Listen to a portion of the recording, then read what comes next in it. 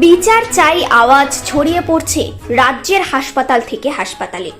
চিকিৎসকেরা আন্দোলনে, কর্মবিরতিও চলছে। আরজিকর হাসপাতালে তরুণী চিকিৎসককে ধর্ষণ করে খুনের ঘটনায় প্রতিবাদে মুখর হয়ে উঠেছে বিভিন্ন সরকারি হাসপাতাল। আরজিকর মেডিকেল কলেজ এবং হাসপাতালে এক ছাত্রীকে পৈশাচিক নির্যাতন করে তারপর তাকে নির্মমভাবে হত্যা করা হয়। এই ঘটনার প্রতিবাদে আজ এবিভিপি শিলিগুড়ি মহানগরে আন্দোলনের ডাক দেওয়া হয়। Bureau report, news prime Times.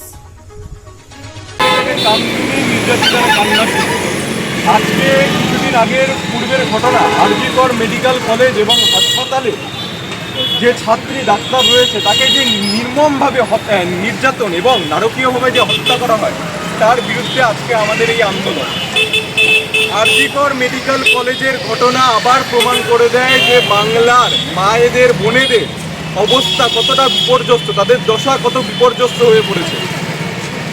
আমাদের বক্তব্য স্পষ্ট, এই ঘটনার পিছিয়ে যে দায়ী, যারা দোষী রয়েছে তাদেরকে অবিলম্বে শাস্তি, কঠোর থেকে কঠোরতম শাস্তি দিতে হবে। এবং আরজিকর মেডিকেল কলেজের প্রিন্সিপাল সন্দীপ ঘোষ এই ঘটনার কিছু পরোক্ষভাবে দায়ী, মুখ্যমন্ত্রী তাকে বাঁচানোর চেষ্টা করছে।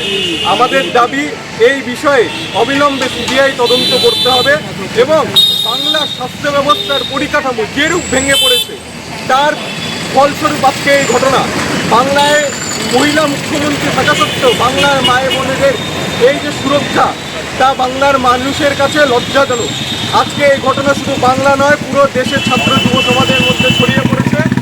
আজকে প্রদেশের বিভিন্ন জেলায় জেলায় বিদ্যার্থী পরিষদের কার্যকর্তা ছাত্ররা এই বিষয়ে আন্দোলন করছে। বক্তব্য স্পষ্ট, সিবিআই তদন্ত করতে হবে এবং রাজ্যের স্বাস্থ্যমন্ত্রীকে দায়িত্ব নিয়ে অবলম্বে পদত্যাগ করতে হবে, এই দাবি বিদ্যার্থী পরিষদ জানায়। অনিকেত